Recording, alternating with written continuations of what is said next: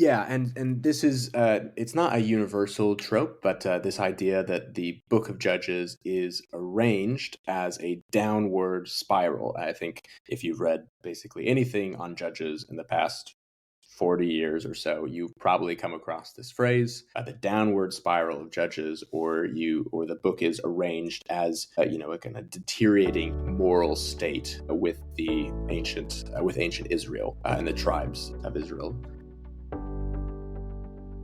Hello and welcome to It Means What It Means, the podcast in which a guy with some college and a day job has long-form conversations about biblical texts. Today's guest is Brandon Hurlbert, and we will be discussing his article from the Journal of Biblical Literature, Deconstructing the Downward Spiral, Anthology as Coherence in the Book of Judges.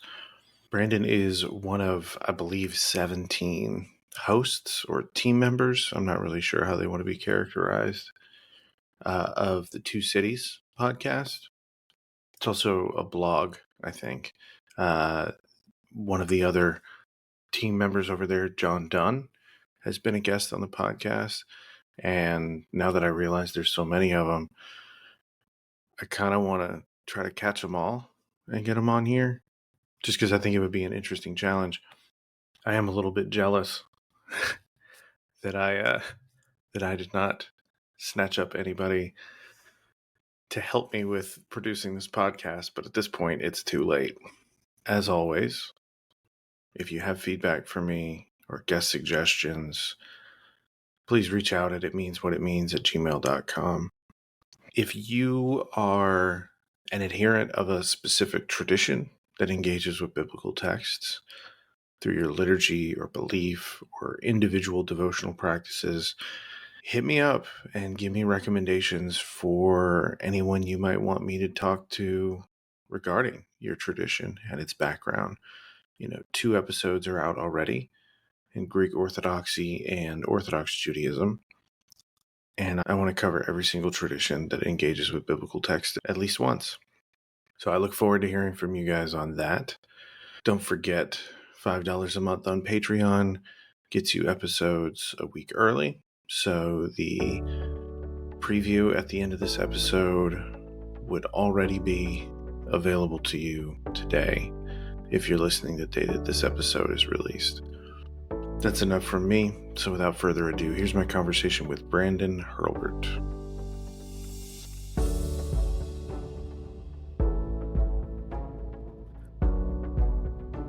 Brandon Hurlbert, welcome to the podcast. Thanks for having me. Before we get going, will you tell us a little bit about yourself? Sure. I am born and raised in Southern California. That's where I did my undergrad, my master's, and married out there and moved with my wife here to bright and beautiful, sunny Durham, England. If you've ever been there, you would know it's neither bright nor sunny. But I came here to do my PhD in the Book of Judges, reading the Book of Judges as Christian scripture, and have somehow managed to stay for this is the third year teaching in the theology and religion department. And I mainly teach Old Testament and Hebrew and some other classes. Cool. And so we've decided to observe Election Day together. So we're going to be breaking down the 2024 presidential election, right? No, so we'll be a breakdown is certainly going to happen on this podcast, but I don't know if it's about the election. So it's also gray here in Houston, Texas, this November 5th, 2024. But actually, we'll be discussing your Journal of Biblical Literature article, Deconstructing the Downward Spiral, Anthology as Coherence in the Book of Judges. So just jumping right into it, I prefer to start with the thing that you're asserting over and above the thing that you are going against. So if I understand correct, you're asserting that Judges is an anthology of narratives, and there is an antithesis to that you're attempting to tackle. Do you mind breaking down your thesis and then going into that alternative? So I suggest that as readers, we have the freedom to approach this text as an anthology, And by an anthology, I have in mind something like The Twilight Zone or maybe Black Mirror, if you are familiar with those shows, where there is kind of a collection of stories that can be read and appreciated and cherished or hated on their own terms, and yet they find a larger coherence because they are all situated within the same moral and literary universe. And so that's what can account for the kind of literary coherence or kind of shared themes throughout the text, word choices that are shared in various stories, but then also appreciate kind of the discontinuity between the stories or the differences in the way the narrator constructs a story or the themes that it's trying to present. We can appreciate both the differences and the coherence, and we can do that by treating the text as an anthology. Okay. As opposed to kind of a unified narrative that is working toward moral descent or decay. I'm not really sure how you want to characterize that. That's the alternative, right?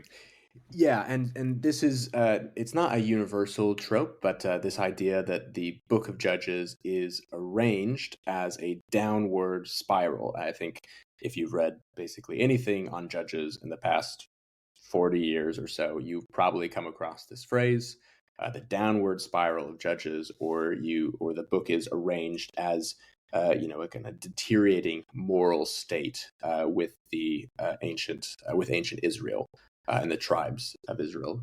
And that this downward spiral shows up in the stories, but also in the narrative structure. And so there's some structural elements that are kind of put in place by either the Othniel cycle, so in Judges 3, beginning of chapter 3, or in the prologue itself, which is in Judges 2, which kind of outlines what's about to happen in the book.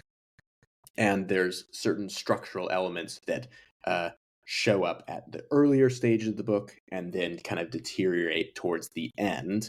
And this might explain why the Samson narrative, which happens from chapters 13 to 16, look very different and are a lot longer and more complex and I think more fun personally, but look very differently than the kind of earlier, more quote unquote pristine narratives of the early Judges' stories. And so this downward spiral is both kind of a structural way of reading the text, but also on the kind of, in the narratives itself, it seems like Israel's devotion to the Lord gets worse and worse as the text goes on. And this is a one way of reading kind of the book of Judges as a coherent text.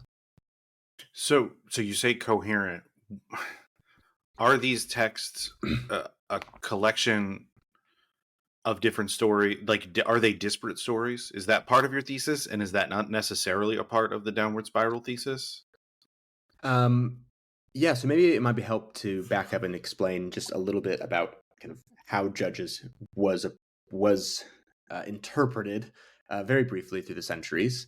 So Judges, the individual stories of Judges, throughout time have always been appreciated on their own terms.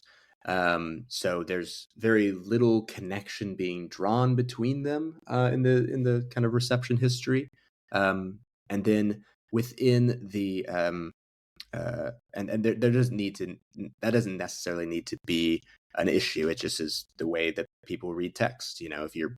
Especially if you're preaching on the book of Judges, you might just preach on one story and then move on to the next story, and that's just kind of how people read the text.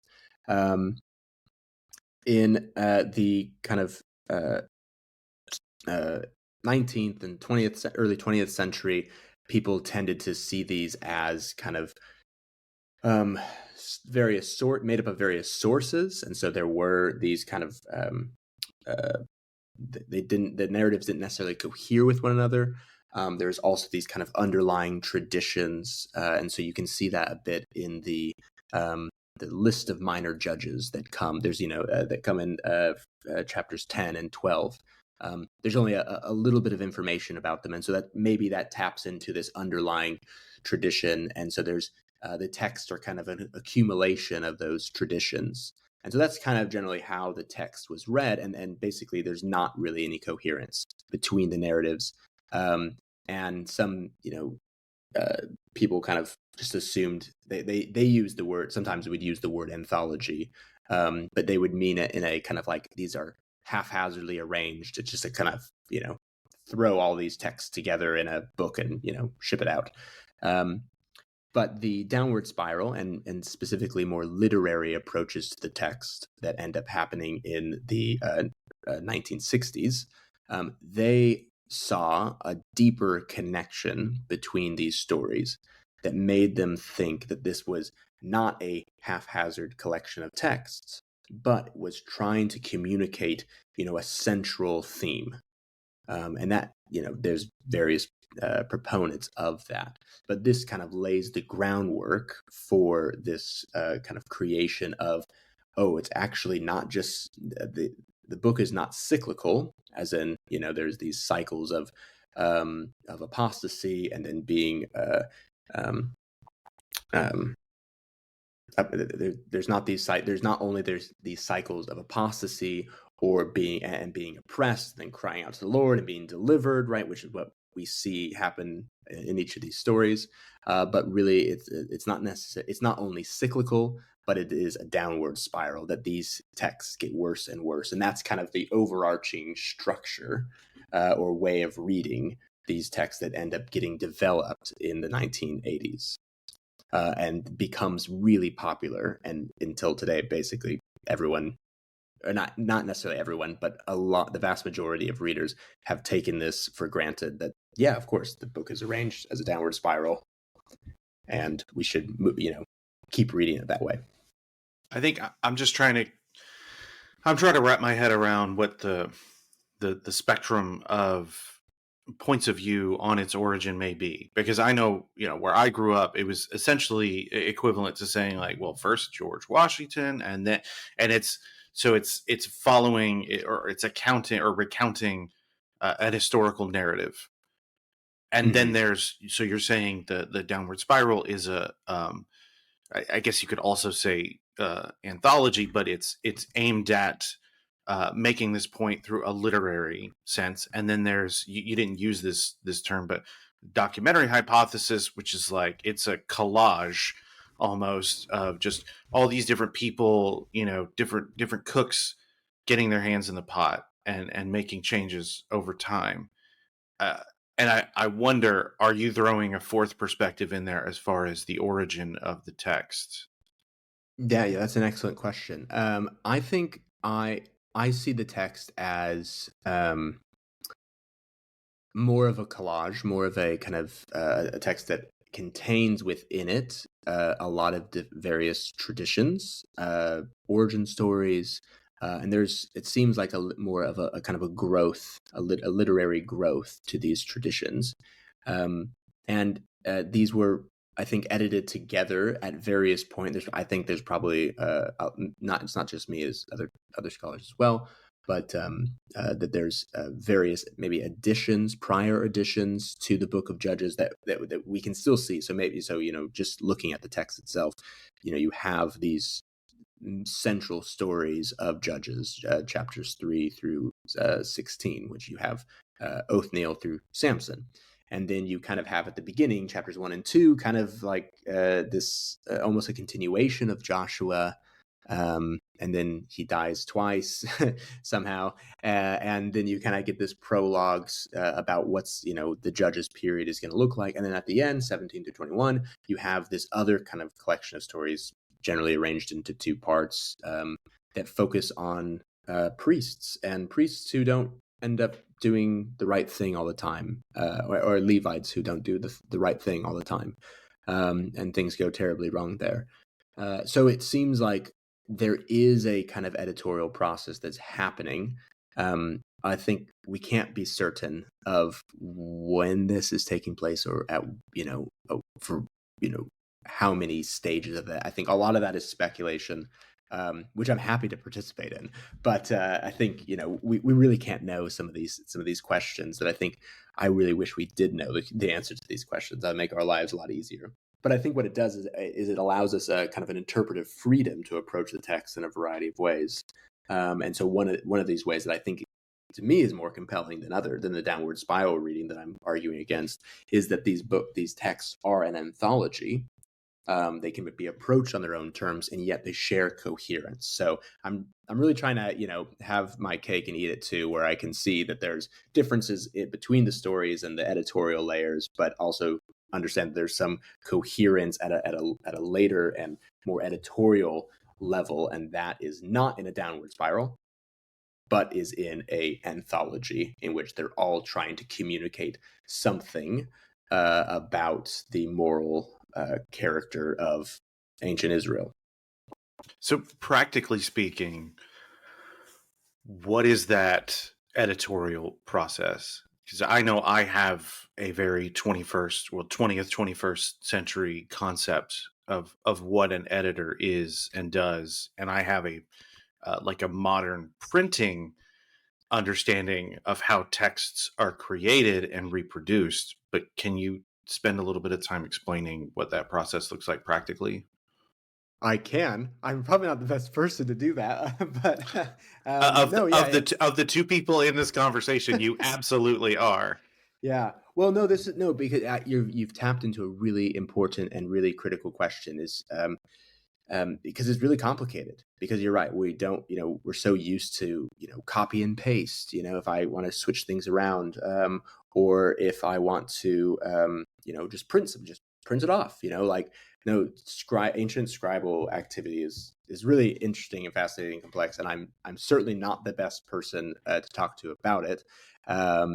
So if they are listening to your podcast, I apologize if I mess anything up. But I think we have to remember that you have to make your own supplies. You have to create papyrus. If you're working with papyrus, you have to create your own ink. You have to create your own writing utensils, and that's just before you even start working. And then at some point you have to start writing these texts. And so the way that the Book of Judges, or a lot of these biblical texts or ancient texts, how they get edited, is again a very is a great question that I just don't know if we know the answer to. It seems to me, at least within the Book of Judges, that you have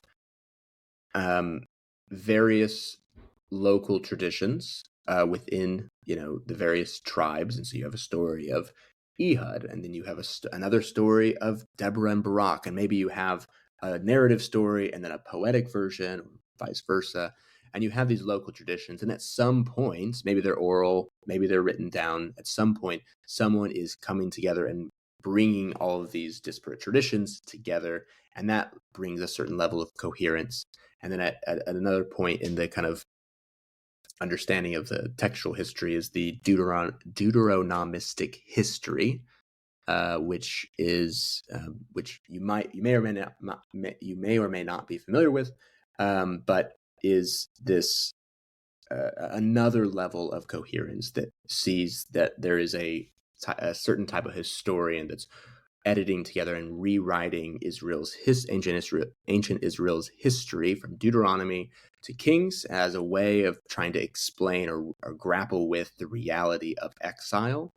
And this gets complicated, and and this hypothesis gets supplemented for a very long time in very different ways that are too complex for right now. But and I'm not really interested in it right now either.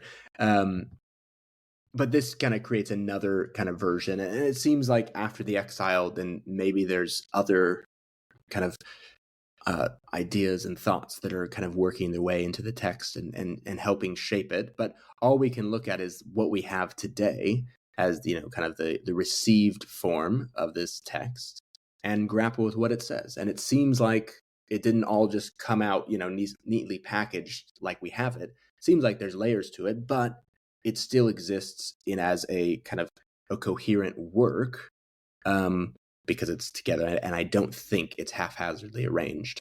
But neither do I think that it tells one, overarching story that is arranged in a downward spiral, which is what people have been thinking about this text since the 1980s. And look, that's fair. I think the complexity of it all that's what I was looking for. And I think a good example of that is I didn't realize how much the Lord of the Rings movies had taken over my brain, and I've been re-listening to Tolkien stuff lately, and it was 10 years. 10 years before, or more than 10 years actually, before the journey began, right? Like the Bilbo's 11th birthday, Frodo's 33, and he doesn't leave until he's 50. And it just like the speed that things happen with in our brains is probably not how they happened. And so the idea that over the course of maybe centuries, for sure, Definitely, that this, what we call book, was crafted for a lot of different reasons, I think is helpful to your thesis, rather than like treated more of as like a literary version of a systematic theology to prove a point that there's only this one point. I just felt like that was helpful. So I'm sorry for the digression on your behalf, or to you, to force you to digress. However, for the audience to explain that, like, this is a complicated thing, the way that this was put together. And now I'll jump back over to your article if you prefer. Well, can I add just another example I think is helpful here? Is that at certain parts in the book of Judges, specifically in 19 through 21, which is kind of the ending of the book, and it's really horrific. And there's gender-based violence, there's a genocide, and then there's more genocide and more gender-based violence. So, not a great ending by any means, but a lot of times it seems to poke fun or make fun of the house of Benjamin, which is where Israel's first king Saul comes from. And so it seems like there's an anti-Benjaminite polemic. There's also an anti-Saulide polemic. And in other parts, Judah seems to be, in parts of the text, Judah seems to be looked at favorably. And that might seem to be a pro-Davidic or pro-Judah, Judahite polemic buried within the story. It's not exactly clear on the surface, but if you kind of try to read behind the text and to kind of see the ideology that's producing the text, maybe we can sense that. Now that seems really interesting, because it seems like people have used that to kind of suggest, well, maybe this is a text being written or edited during the events of 2 Samuel 1 through 5, which is basically right when Saul dies and David ascends. There's kind of a almost like a Game of Thrones almost between, or Lord of the Rings or something, where it's the house of Saul versus the house of David, and they're fighting, and maybe this text is meant to kind of be some political propaganda to kind of make fun of Saul and say this is why we should vote for David. Or obviously they didn't vote, but you know what I mean. It's the election day, right? And maybe that might explain certain elements in the story. However, those texts, or I would say that those texts are really only relevant for that short period of time. And part of, at least my own kind of approach to these texts is to read them as Christian scripture. You can read them as Jewish scripture as well, or not scripture at all. But for me as a Christian, I want to read them as Christian scripture. And part of that wants to see the kind of ongoing or enduring value of these texts and on the life of faith today.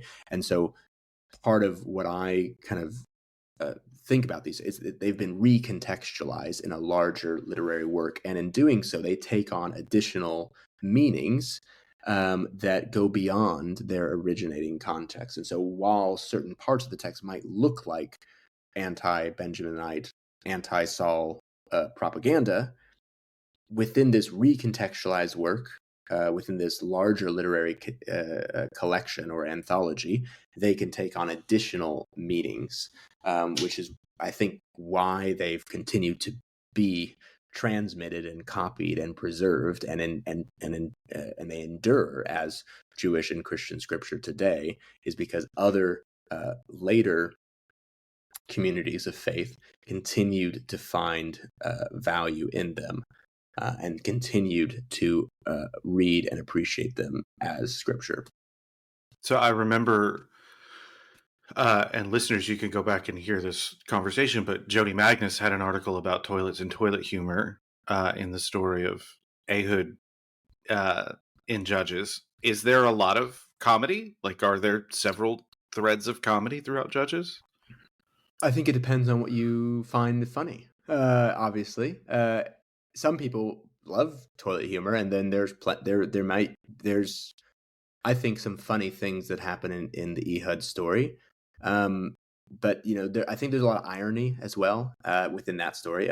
Also within the Deborah and Barak story with Yael or Jael, killing Sisera with a tent peg. I think there are plenty of funny things. I mean, there's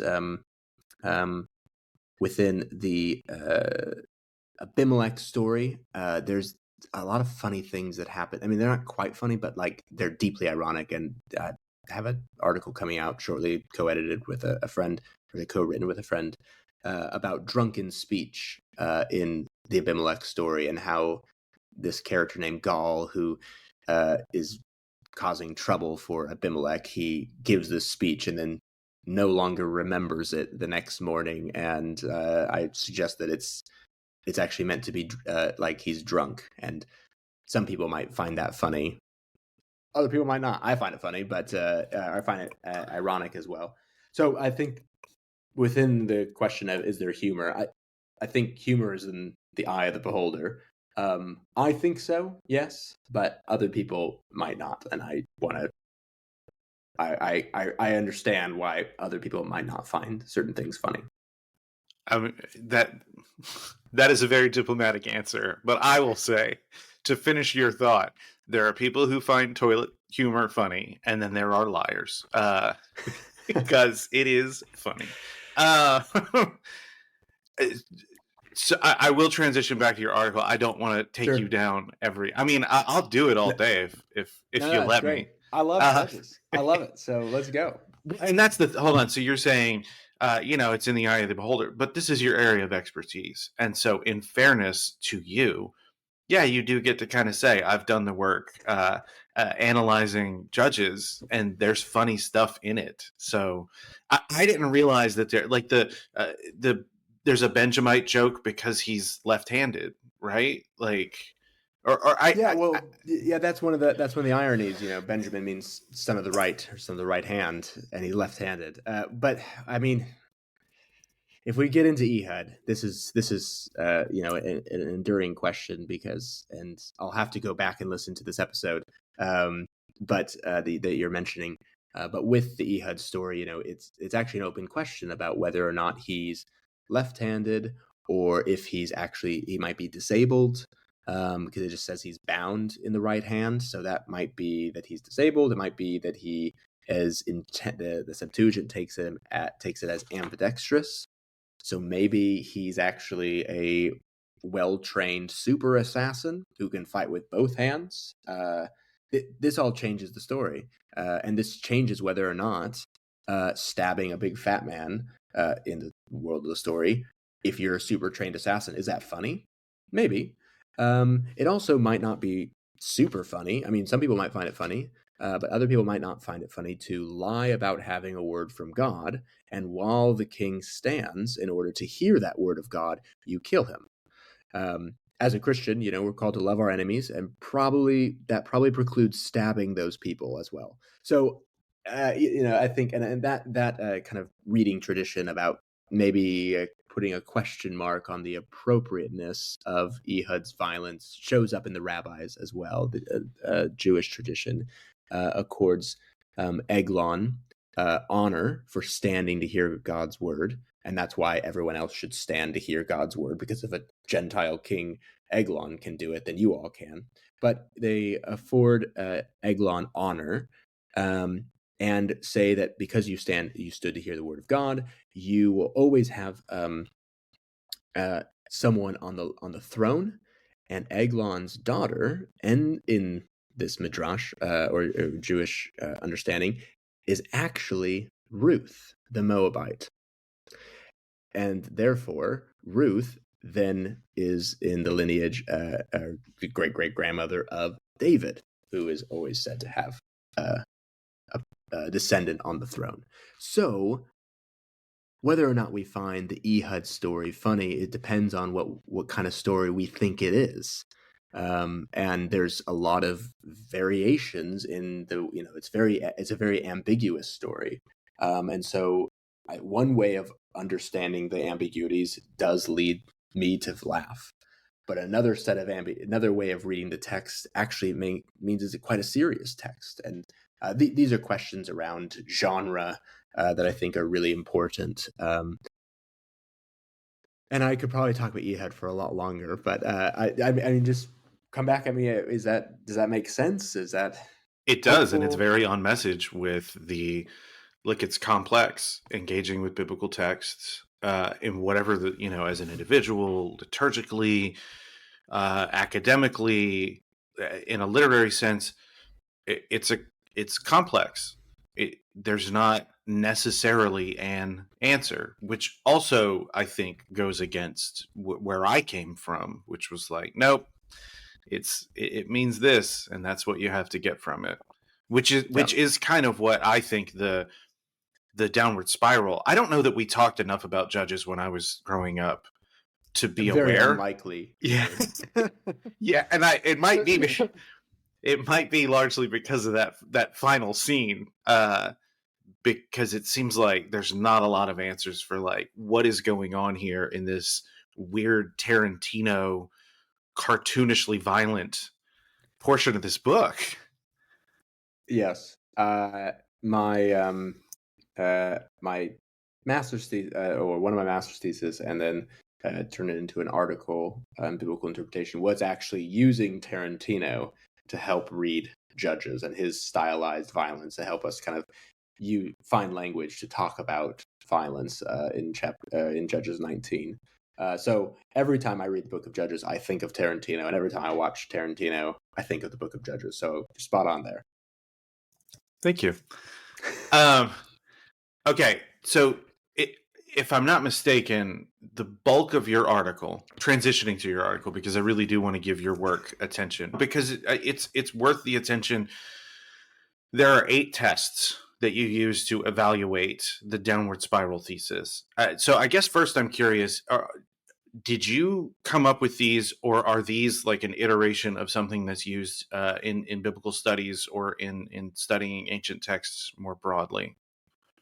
These are kind of a compilation of tests. I mean, and essentially it's tests I came up with, but they're based on what scholars said.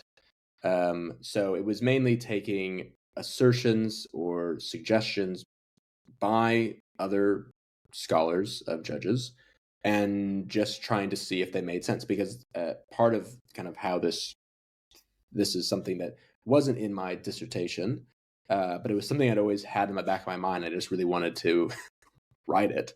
And so I had wrote an earlier version of this at SBL 2 years ago, and reworked it several times, and it came out a month or so ago. But yeah, these tests really came from my own kind of wrestling with the text. Is that people will say that there is a downward spiral, there is this level of coherence, and it's found in this, and they would make a suggestion. So one of those, and I could probably just work through those 8 tests rather quickly. Is the first test is that that the Othniel cycle in Judges 3:7-11 is paradigmatic for the rest of the book, so that the Othniel is the ideal judge by which we can evaluate all the other stories, because Samson is a rather ambiguous character. So how do we evaluate him when there may not be enough in data in the narrative to give a critical evaluation, because sometimes the text seems to critique him, other times it doesn't. So what are we supposed to do, right? And so forth for the rest of the judges. Well, with the downward spiral, you have a good suggestion. The good judges, or the less bad judges, are at the beginning of the book, and Othniel is the ideal one you can evaluate all the rest of them by. And as the book goes on and progresses, people will look like Othniel less and less. And so part of how I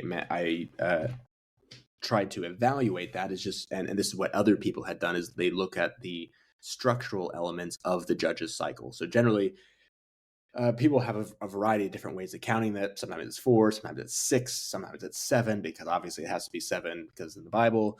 I use 11 because I wanted to be more thorough, but essentially, within the Othniel cycle, it's these points of, there's the Deuteronomistic intro. So, and Israel once again did evil in the eyes of the Lord.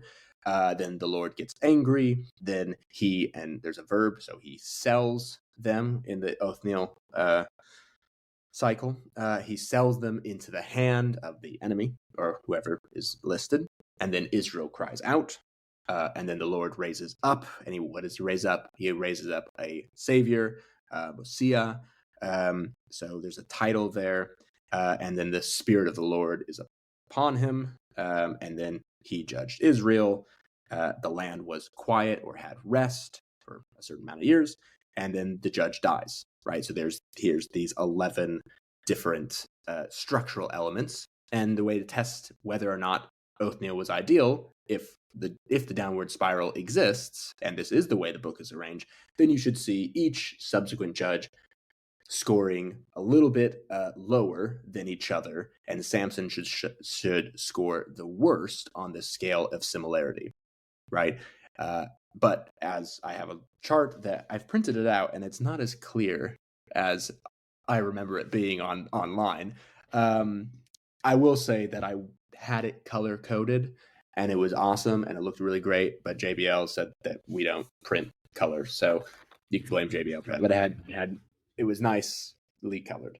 But when you do that, you end up seeing that the scores don't actually look like a downward spiral. They kind of vary all over the place. And Ehud, the one that's the closest to Othniel, actually scores the lowest on the similarity score when compared to Othniel. Yeah, I didn't realize that it should have been in color. That is, no. When I sent the proofs off and I submitted it, it was in color. Yeah. JBL said we have to change it. So it should. Part of what really stood out to me is that you're asserting that, like, we don't have to think that these are coming in order either. Which also undercuts the thesis that they're all kind of working toward a final, low point. So can you talk about that? And does that affect, I guess, the scores? Could you say, well, okay, well, obviously these scores would be different if we take into consideration looking at the lowest, or sorry, not the scores would be different. The scores will determine the chronology. Is that possible?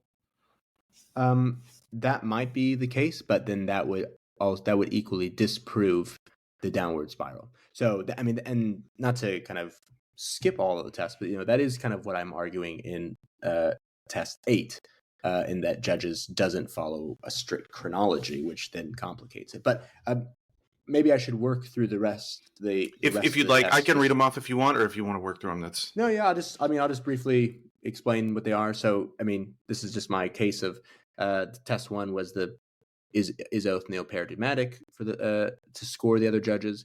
The second one is really similar, which is using the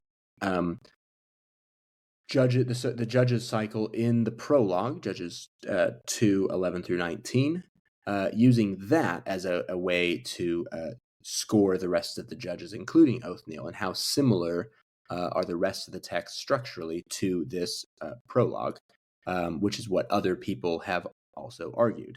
And when you do that, again, it's not arranged in a downward spiral.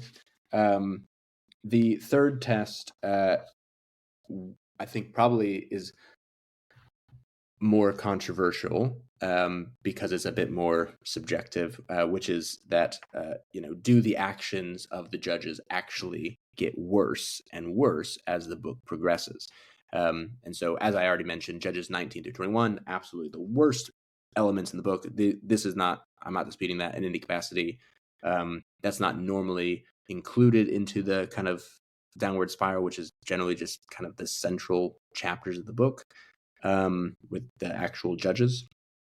But if you just kind of work through the text, you see that maybe Ehud is not really that bad, and Deborah and Barak isn't actually all that bad either. Though you kind of have in this way of reading the text, you have to say that Deborah and Barak are worse than Ehud, which is generally why Barak is treated as if he's being unfaithful to Lord because he asks for Deborah to be with him. And then there's all this kind of way of reading that I don't particularly buy into. But then you get to Gideon, and Gideon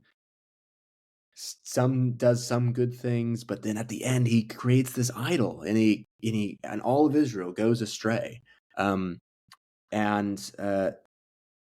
then you end up getting Abimelech, which is sometimes not included in the judges, sometimes is, but he commits fratricide and he kills 70 of his brothers.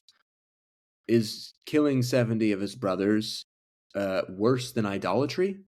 Well, that probably depends on if you're one of his brothers or not, and within the world of Deuteronomist, I don't think it is. I think idolatry is the kind of chief sin. Though I would say don't do either of them, personally. But then you get to Samson, and while he might be many things, he actually doesn't seem as bad as Jephthah, who sacrifices his daughter. He doesn't seem as bad as Abimelech, who fratricides, kills his brother, burns this whole city to the ground. And Samson doesn't seem as bad as Gideon, who commits idolatry and creates an illicit cult. Samson, is not great, but he doesn't seem as bad. And so I feel like this is kind of the kind of drawing out the subjectivity of saying that one judge is worse than the other, as so many people end up doing. And when I've read the text, I've never really understood why one issue is worse than the other when they both kind of seem pretty bad. I don't know if you're meant to kind of evaluate this as on a sliding scale or as a downward spiral.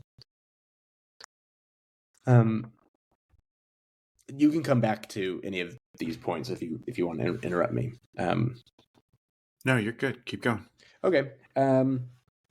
Another test is, does the activity of Israel's God indicate a pattern of decay? So I just looked at how many times God is mentioned, and some people said the more that he's mentioned, the worse Israel is, and other people said the more he's mentioned, the better Israel is. And my analysis just shows that it doesn't follow any set pattern, and he's not more prevalent in one part of the book or less than in the other. So it just doesn't seem a good way to test the hypothesis of the downward spiral. Tests 5 through 7 just look at the length of oppression, the length of peace, or the length of judgeship. Some of this is in the literature, but basically they don't follow any discernible pattern, or they don't account for the entire book equally, which means that they're probably not the best way to determine if this is the case. But the kind of the longer section of the paper is devoted to test 8, which is to look at the chronology and the narrative time of the book of Judges, and do they support the downward spiral? And to make a long section really short, the book of Judges is not arranged chronologically, and we know that because of the ending of the book, chapters 17 through 21. Chapter 18 are one story of the relocation of the tribe of Dan from their tribal allotment in the south, or kind of closer in the middle part of Palestine, up to the north, where they conquer the city and call it Dan. And that's why Dan's in the north, even though Joshua said that he should be over there or somewhere else. But in that story, there's this dramatic reveal at the end, which this priest who is from Bethlehem, I'm now can't remember. I think he's from Bethlehem. This priest is going along and creates this illicit cultic shrine at Dan, and he's said to be the grandson of Moses. And it's this really dramatic reveal, because what it ends up suggesting is that this story, this relocation of Dan to the north and this illicit tribe and this like what really awful story, actually happens at the beginning of the Judges period, because that he would be in the first generation after the death of Joshua, which takes place in Judges 1. Similar things happen in Judges 19 through 21, which we think is, and I agree, is absolutely the worst part of the whole book. But there again, it actually occurs within the world of the story. It occurs within the first generation of the text. And so what we can point to as the worst parts of the book actually begin at the beginning of the whole book, or beginning of the period of the book.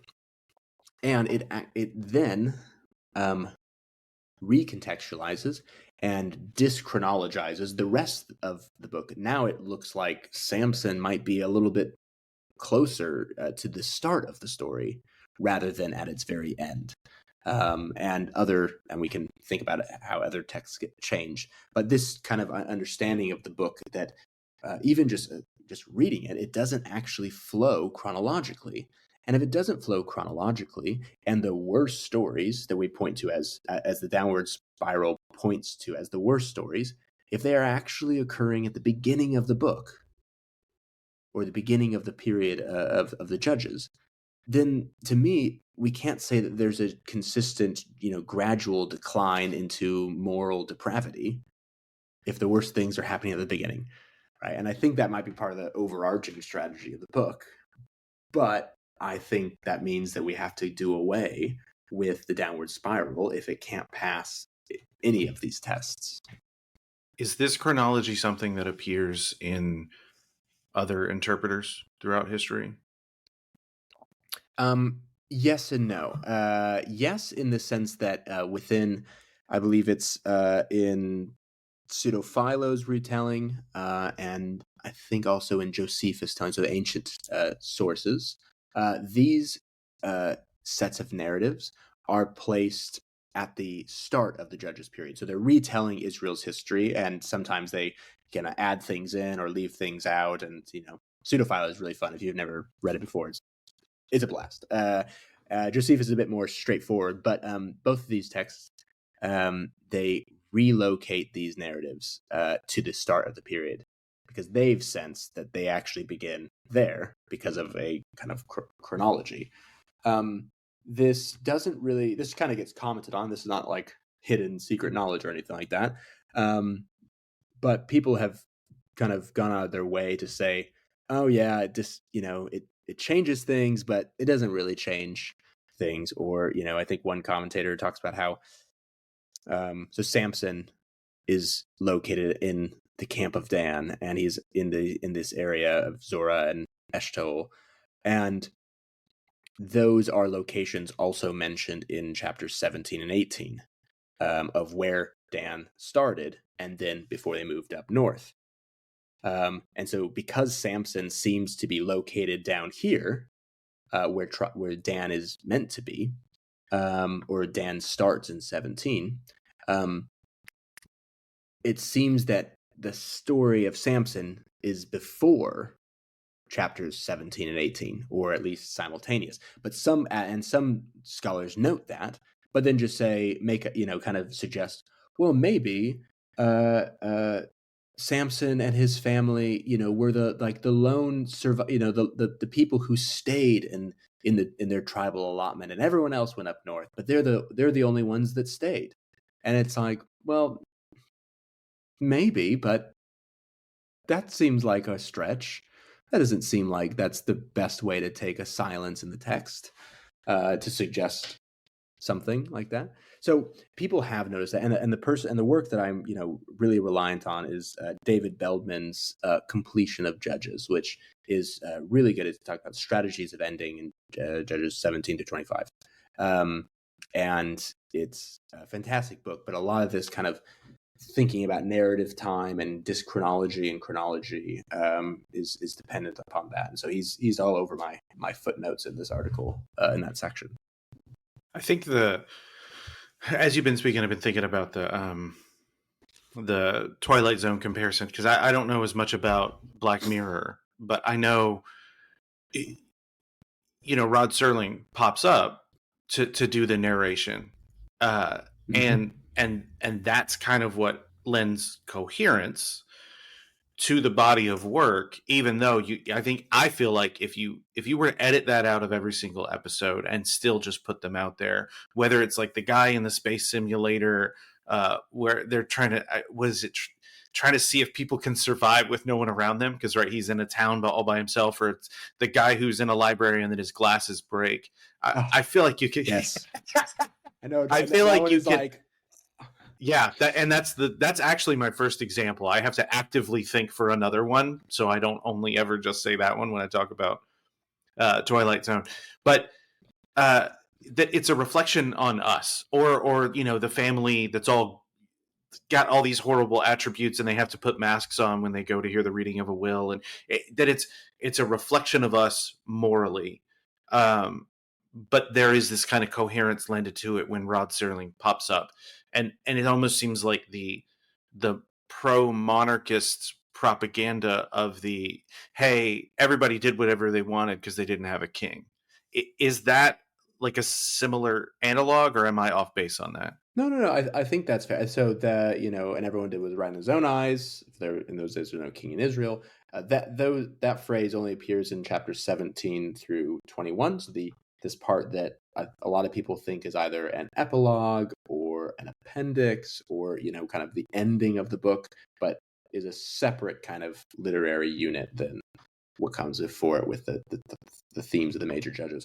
I would say that this kind of the structural elements of and Israel did what was evil in the eyes of the Lord, and the Lord sold them or gave them or what. This type of language, I think, to me is the Rod Serling of and this week on, and you're now about to enter the Twilight Zone, right? Like that, to me, that's the refrain that keeps coming up in all these stories. And sometimes it's louder, sometimes, they're doing something interesting and not giving the exact same language, but it's similar enough to where you can hear and sense what type of text you're about to, or story you're about to hear. Black Mirror is it doesn't have the same type of narrator character like Rod Serling, but there's they all exist in the same moral universe and the same kind of cinematic universe, and so there's little Easter eggs that pop up between episodes where there's a symbol that's really important in one episode, and then later you see the same symbol kind of like in the background somewhere, or there's an object that was important for one story, and then it kind of shows up in another. And I think it's in season 2 or season 3 of the show where they have this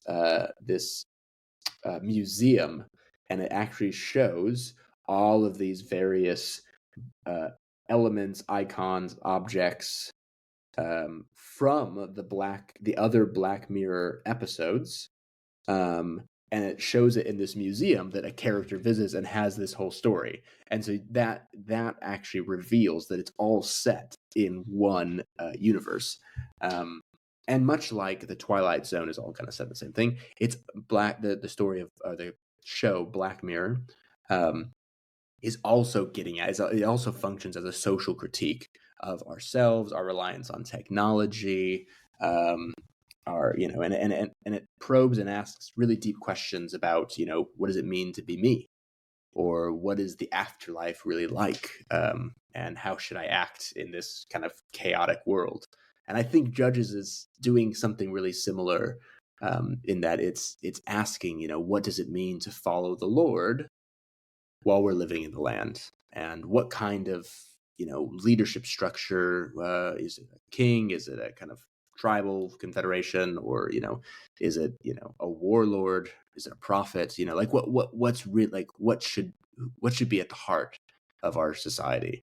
And I think the Book of Judges provides a variety of perspectives on that, but its coherence is maintained in the anthology, much like Twilight Zone and Black Mirror have, that Twilight Zone or Black Mirror, can provide all sorts of different understandings or takes or critiques on various social issues, but maintain their coherence because they're all part of one anthology and one collection.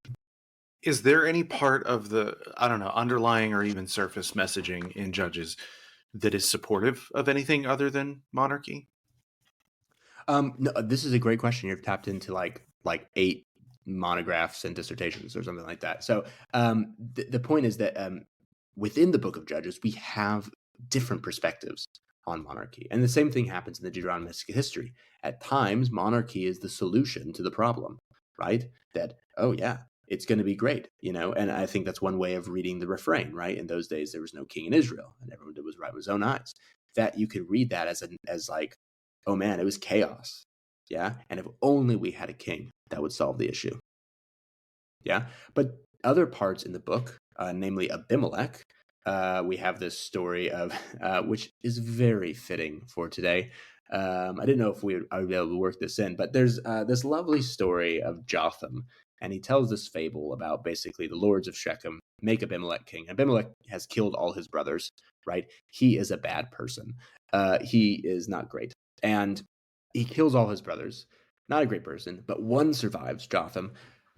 And he goes up and delivers this fable to the lords of Shechem. Basically, you wanted power, you wanted the keys to the kingdom, and this man promised you everything, and he accomplished it with violence, and he took it by force, and now you've cast your lot in with him.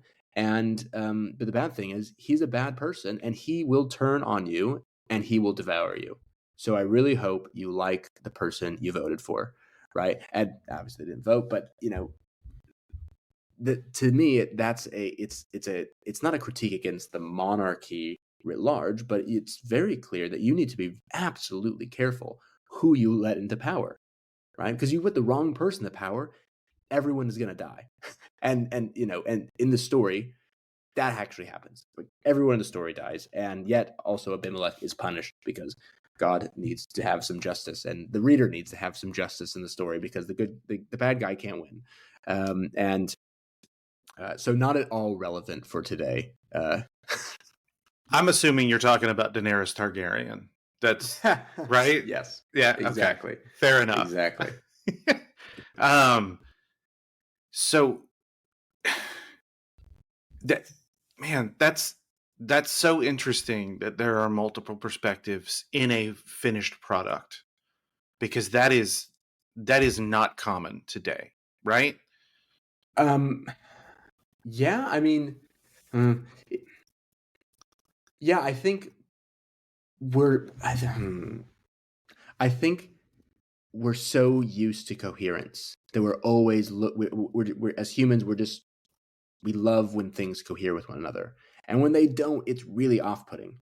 And so any amount of coherence, when we have movies that are out of chronological order, we just sometimes we just we can't function, we can't think about how they work, right? And so I think we're getting better at that now with various stories, because we can it's a newish medium, but we can figure it out now. But we love coherence, and so we tend to smooth out those differences, which is exactly what I think the Downward Spiral has done. Is it smooths out? It sensed, rightfully so, it sensed some coherence, but in order to actually kind of emphasize the coherence, you had to smooth out the differences. And so part of what my article is trying to do is to go, okay, well, let's look at the text and look, oh, it's actually much more complex than you've made it sound. People are more complicated. Samson does good things. Ehud does bad things, at least within one kind of understanding of the narrative, right? And some people, are a mixed bag. And so we're so used to, the monologic discourse where there's one person speaking, there's one message, one kind of coherent theme throughout. But I think the book of Judges, I think the Bible more largely, but just focusing on the book of Judges right now, I think what's happening here as an anthology is each of these stories can have their own voice, and they can communicate their own message, and we don't necessarily need to harmonize them with one another. Though, because they exist in an anthology, we can draw those connections and draw those links, and have a richer understanding of each of the stories. But they can largely exist on their own terms, and they speak to a variety of themes, and we don't need to kind of smush them into one monologue, but they actually can function as a dialogue or as a multi-voice discourse. So I don't really read the questions. The only reason I was looking over at them so much today is because the 8 tests sent me? Well, yeah. Because I don't treat them like a checklist, but today, Sure. So I made a different version than what I sent you that had the 8 rules listed out. But looking over, I tend to just kind of I don't really pay much attention to them. But I'd forgotten about question 7, which is kind of where we are right now in the conversation. So I said, what do you mean when you say, and this is a quote, there are clear signs of editorial activity in individual narratives and how they fit, quote, fit within the larger shape of the book. And what are the underlying traditions that indicates they were not haphazardly arranged? So it's interesting that I noticed that when I glanced over, because while you were speaking, I was wondering, it seems like, please correct me if I'm wrong, it seems like part of your work is identifying where you see these seams and trying to understand the seams between the stories helps you understand motivations for why those seams are there and why those stories are there. Is that fair to say? Yeah, I mean, fortunately, a lot of the work of identifying those seams in the kind of editing, has largely been done, a long time ago. So, I'm inheriting a lot of those observations. I mean, some really basic ones is that the book looks to be in a tripart structure, right? Chapters 1 and 2 as a prologue, 3 through 16 as the main body of the text, and 17 through 21 as the kind of epilogue or appendix or ending, whatever you want to call it. But then we have little bits of, things that look like earlier traditions that are kind of preserved alongside later ones. So classic one is Judges 4 and 5. So you have the narrative version of the story of Deborah and Barak, and then chapter 5 has a poetic version. And they, I think largely cohere, but they have different emphasis and they have different, characters and, parts of the story, though they seem to be speaking to the same kind of event or the same, tradition that's lying beneath it. But they both sit next to each other, and we're better off for having both of them. You also get that Jotham's fable, which I just mentioned. It seems really out of place in the story. Both just kind of on a narrative level, but also, the text doesn't actually mention anyone by name. It's a fable. And then there's a very lengthy explanation spelling out, by the way, Abimelech is the bad guy and you are this person in this. Like it's almost like, Aslan is Jesus type of level of explanation. Like, just make sure, Aslan is Jesus. Like, that's kind of how it feels. So there's a variety of things within the text that we can see that there's this earlier tradition. This is part of why I think the minor judges, the list of names, and they don't really do anything, but they're counted as judges. This seems to be an earlier part of the tradition that has been preserved in the text, and I think they can have some kind of theological or literary function in the narrative. But they seem to be residue is probably not the right word, but I'm going to use it anyways. A residue of earlier traditions that are kind of still in the text that we have received. I think I mentioned in the article, but they actually break up the downward spiral. So I've really never understood why, because the Downward Spiral, in my opinion, just is really selective in its evidence. And one of those things is you have to skip over these characters because they don't have enough information in them to tell you why they're worse than other people in the text, because they have cities, and you're like, that's Eve, that's worse than killing your daughter, question mark. I don't know about that. So a lot of things, I think, disrupt this downward spiral, which is really the point of the story, or sorry, the point of the article is really it's my pet peeve, is just to push back on this thing that I just don't think exists. And I want people to start appreciating the Book of Judges as an anthology, and I think that will open up the text to better readings and more interesting ones. I like that. So it's not that you're saying the Downward Spiral is a claim made in bad faith. It can be good faith, but it's not the best reading of the text. Yeah, and the first part of the argument is kind of tracing where this language comes from, and pinpointing exactly when it enters the kind of judges' scholarship in the 1980s. And I try to. I am. I'm not trying to critique any of these people per se, who espouse this type of reading, because I really appreciate this idea of like, well, yeah, this isn't just haphazardly arranged traditions that have kind of accreted over time. Like, there is a rhyme and reason to why they're here, and they tell a really interesting story, and it's more than just for fun or good toilet humor, something to read on the airplane. It's something compelling about these stories, and I think that's partly because there's a purpose to them, and probably several purposes to the stories and the collections. So I do want to see this level of coherence. I'm pushing back and saying the coherence isn't found in a structural reading that sees the Book of Judges as a downward spiral, because I just don't see it in the text. Fair enough. Is there anything that I didn't ask about that you were hoping I would ask about? And there's plenty in the article that I did not bring up. No, they can read the article. Yeah. Yeah. Get to it, folks. Where would you send people to get a better understanding of Judges? And are there even downward spiral advocates that you would say this is a particularly good or thoughtful representation? And if the answer is no, that's fine. You're not here to advocate for them. I think perhaps what I'd say is this. Where can people go to find out more about Judges? Well, the thing about this anthology reading is that if we understand the individual stories to be able to stand alone, then people can go basically anywhere they want. There's going to be good readings of that story. There's going to be less than good readings of that story. There's going to be plenty of journal articles on each of these individual narratives, and other ones that kind of take a broader look at a theme or a broader look at the story. So there's lots of places you can go to learn more about Judges. I would say that one of the kind of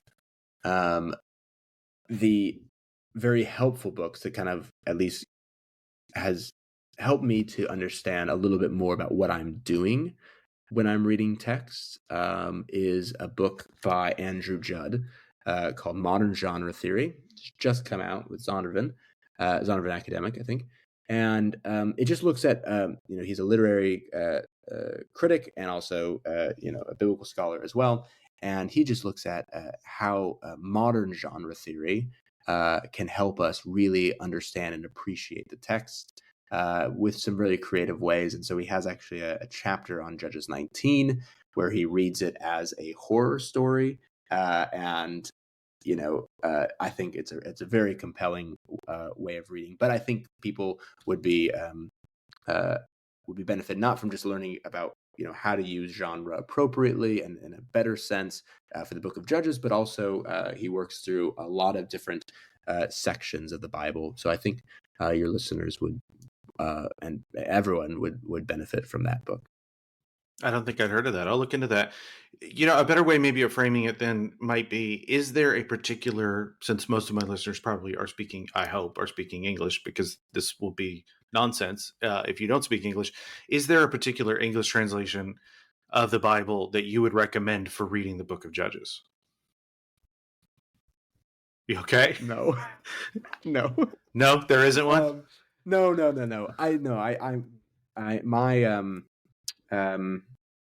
I think most translations are just as good as one another. I don't think necessarily there is going to be a better one than the other. I think the standard NIV, great. NASB, great. ESV, sure, why not? NRSV, excellent. The best thing you can do is learn Hebrew, and that'd be excellent. But I know that not everyone has time for that, so that's why you let me do it. But I think any of these English translations are going to provide a faithful rendering of these stories, and people can still glean so much from these texts. So I can tell you this right now. My best friend Daniel, he hears all the interviews before anybody else does. He's kind of a silent partner on this. He's been on the podcast. Cool. So Cool. if regular listeners will know who I'm talking about, you just made him very happy. And I think you may be his favorite guest ever now. Awesome. So Daniel Rodriguez, you're welcome. A guest finally said, unprompted, learn biblical languages. Yes. So this is yes. Go ahead. What were you saying? Oh, I was just gonna say yes. This is what I say. I mean, my students ask me this all the time, and it's like, yeah, I mean, any of these are fine, but maybe you should just learn biblical language. If you really want to learn it, then do it. You can do it. It's not easy, but it's not the hardest thing in the world. And there are so many wonderful resources out there and cheap classes you can take online. And even if it, part of doing languages and learning biblical texts is right. It's not meant, it's a lifelong kind of commitment. Yeah. Just like if you are committed to reading these texts as scripture, then you're committing your life to them as well. So you could probably learn some Hebrew, you could probably learn some Greek, and you'll have a lot of fun. Fair enough. I'm sure they're tired of hearing me say it. I know the episode that actually came out yesterday, the guest suggested, I think it's a YouTube channel, Aleph with Beth. I think that's Aleph with Beth. Yeah. Mm-hmm. Yeah. Great. Okay. What do you read for fun? What do I read for fun?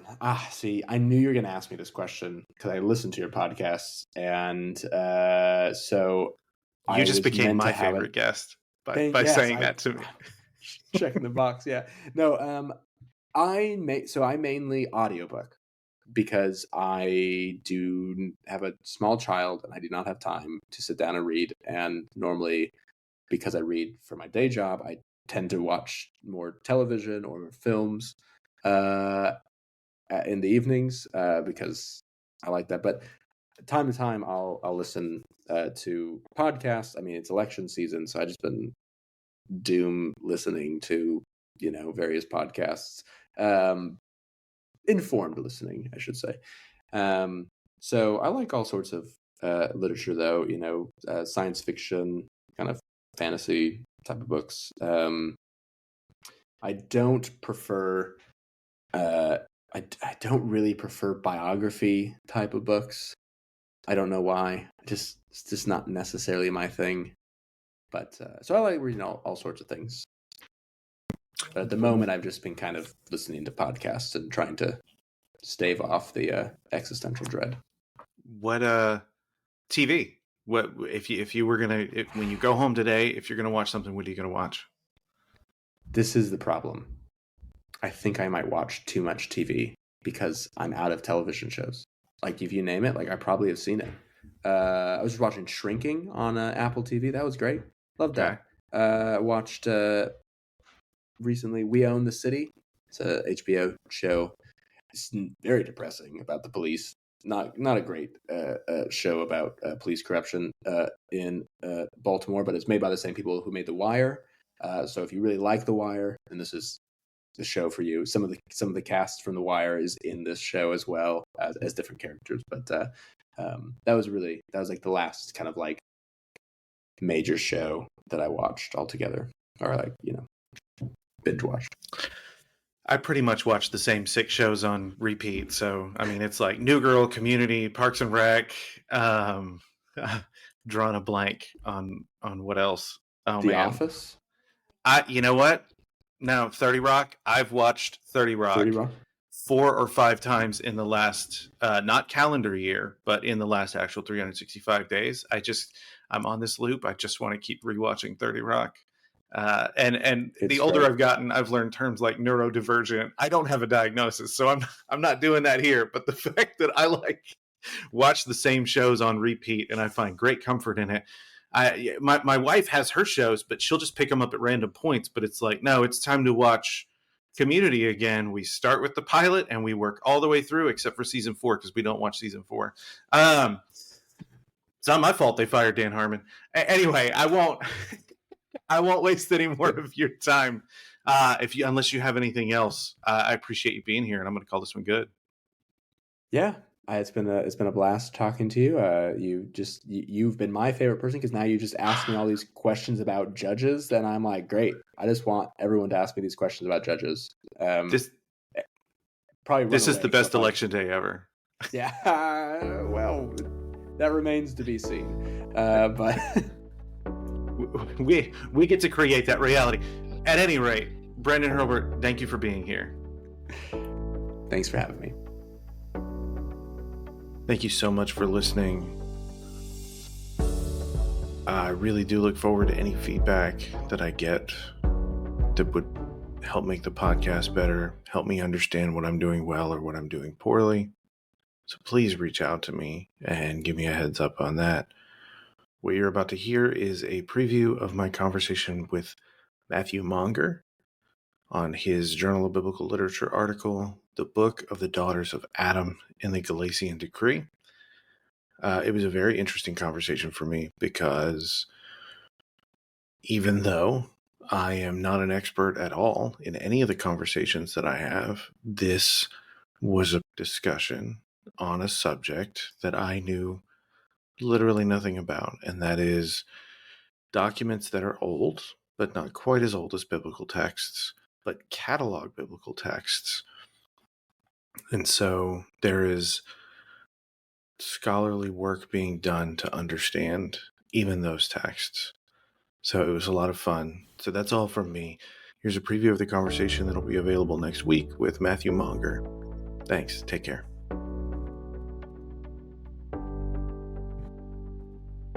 This article actually came out of a project that I was doing at the Norwegian Academy of Sciences that 2 colleagues of mine put together, which was called Books Known Only by Title. And so they were studying the phenomenon of books being mentioned in other texts, but not actually existing in reality, or we having no trace of them. And sometimes that is a product of just kind of literary fantasy, right? So things that you would find in certain types of literature would just be books that are thrown out there. And we find that a similar sort of thing in the Bible, even, that we have these kind of books that are mentioned that we don't actually know whether they existed. Like in the book of Kings or in the book of Chronicles, it might mention the books of the annals of the kings of Judah and stuff like that. And we don't know if they exist because we don't have them, but they might exist. And so what we were doing was looking for examples of this from the different fields that we work in.